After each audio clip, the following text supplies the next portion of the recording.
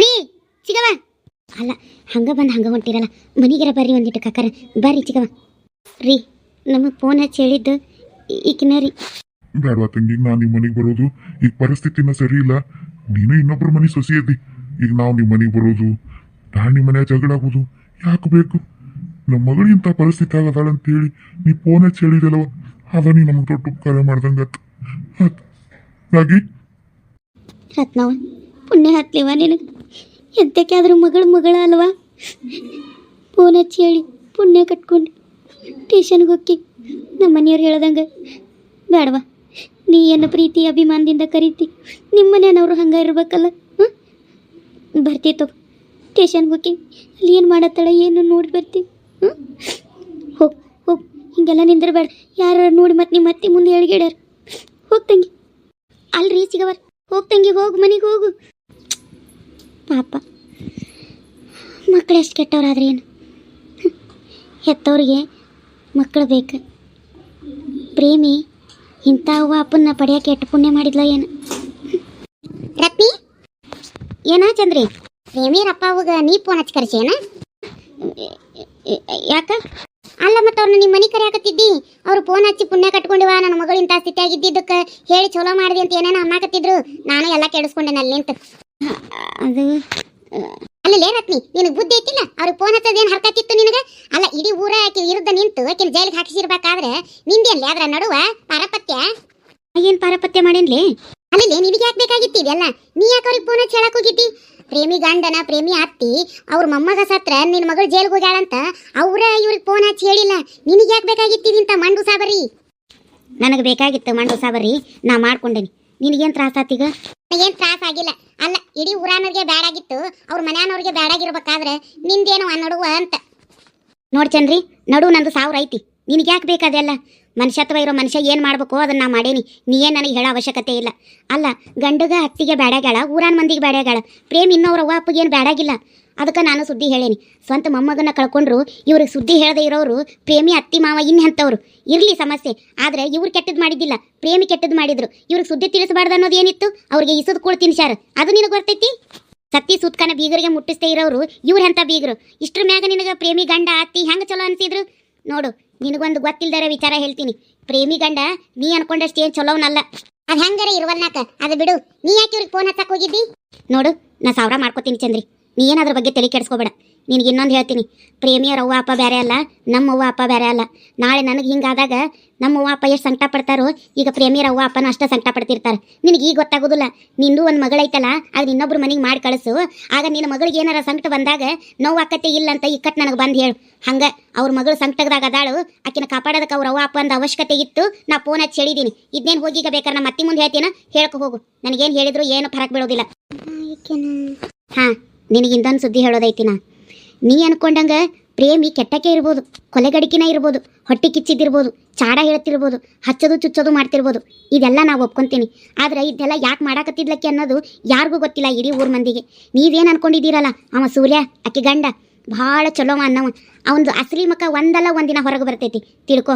ಆಕೆ ಯಾಕೆ ಹಿಂಗೆ ಮಂದಿ ಸಂಸಾರ ನೋಡಿದ್ರು ಹೊಟ್ಟೆ ಕಿಚ್ಚು ಪಡ್ತಿದ್ಲು, ಯಾಕೆ ಹಿಂಗೆ ಆದ್ಲು ಅನ್ನೋದು ಮುಂದನ ಒಂದಿನ ತಿಳಿತೈತಿ. ಆಕೆದು ಸಮಸ್ಯೆ ರಗಡಿತ್ತು.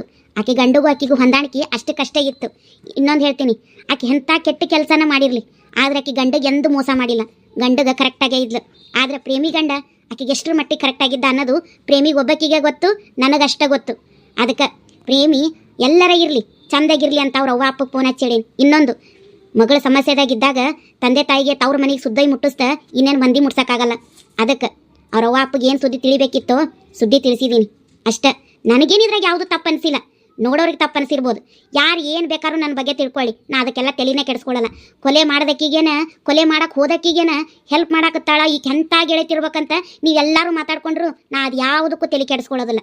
ಯಾಕಂದ್ರೆ ನಾಳೆ ನಾನು ಅಕ್ಕಿ ಜಾಗದಾಗಿದ್ದಾಗ ನೀವು ಇದನ್ನ ಮಾತಾಡ್ತೀರಿ ಅನ್ನೋದು ನನಗೆ ಗೊತ್ತೈತಿ. ಹೋಗೋಗು, ಕೆಲಸ ಇದ್ರೆ ನೋಡ್ಕೊ, ಬಂದುಬಿಡ್ತಾಳಿಲಿ ಕೆಲಸ ಬಿಟ್ಟು. ಅಲ್ಲಿ ಏನು ಹೇಳಿದವ ನಂಗೊಂದು ತೆಲಿಗಿನ ಹೋಗಲಿಲ್ಲ.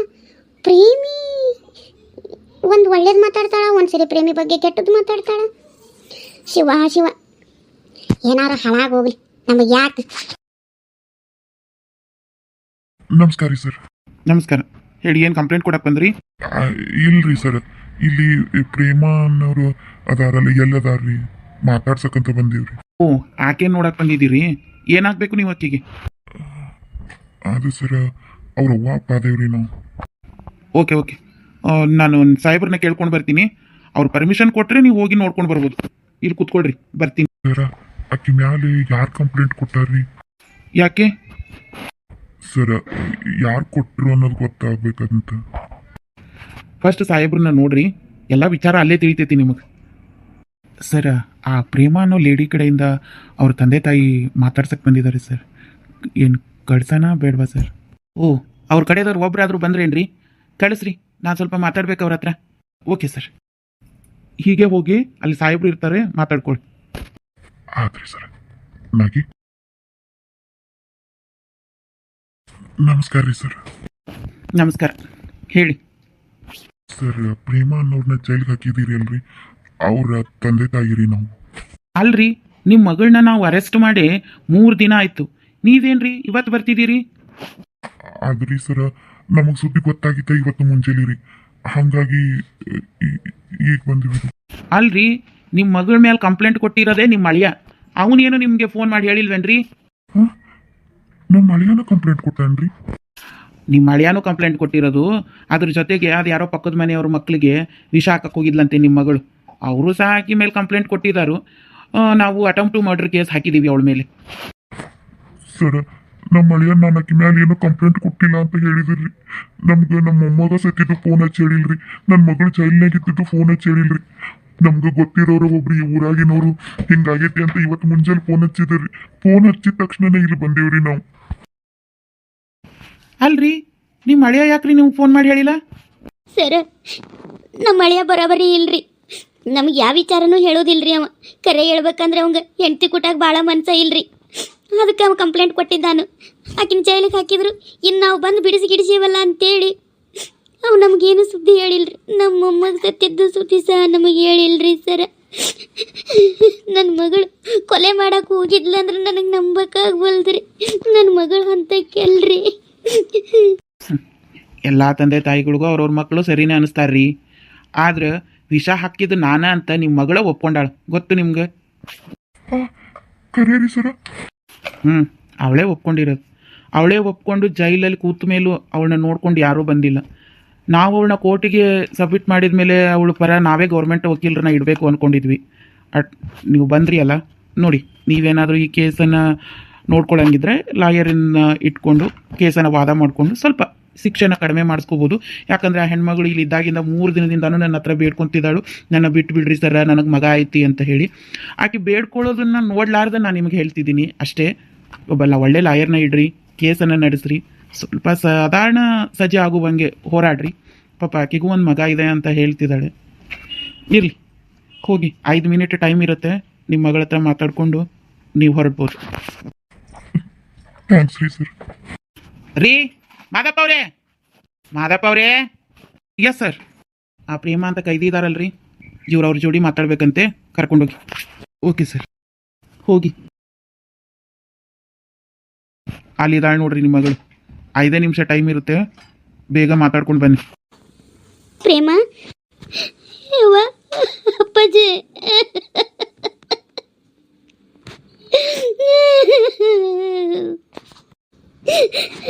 ಮಗಳ ಕೊನೆಗೂ ನೀನು ಈ ಸ್ಥಿತಿಗೆ ತಂದಿಟ್ಟು ನಾವ.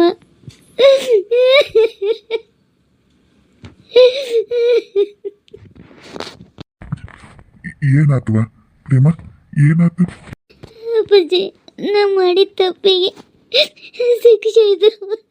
ನನಗೆ ಕೆಟ್ಟ ಬುದ್ಧಿಗೆ ಆಗಿರೋ ಶಿಕ್ಷೆ ಇದು. ನಾನು ಸುಮ್ಮನೆ ನನ್ನ ಮನೆನ ಇದ್ದಿದ್ರೆ ಆಗೋಕ್ಕಿತ್ತು. ಇವತ್ತು ನನ್ನ ಮಗನ ಕಳ್ಕೊಂತಿರ್ಲಿಲ್ಲ ಅಪ್ಪಾಜಿ. ನನ್ನ ಮಗ ಸತ್ತೋದ ಅಪ್ಪಾಜಿ. ಅಲ್ಲ ತಂಗಿ, ಏನಾರ ಆಗಿರ್ಲಿ, ಮೊಮ್ಮಗ ಸತ್ತಿದ್ದು.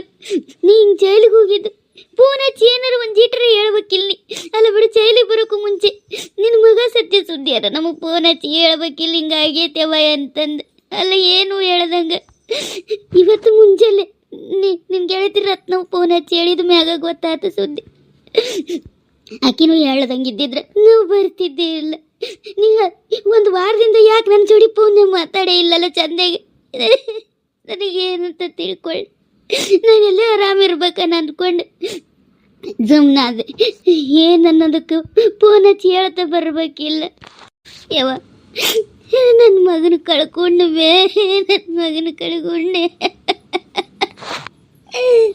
ತಂಗಿ ರಾಣೆ ಬರಟ್ಟೈತಂತಂದು ಸಮಾಧಾನ ಮಾಡ್ಕೊ, ಅದನ್ನ ಇಟ್ಕೊಂಡು ಕೊರಕೊಂಡು ಕುಂದ್ರದಾಗ ಅರ್ತಿಲ್ಲ. ನಿನ್ನ ಗಂಡನ ಮನೆ ಹತ್ರ ಹೋಗಿದ್ವಿ, ಅವದಾನಲ್ಲ ದೇಶದ ಬಾಡೆ ನಿನ್ನ ಗಂಡ.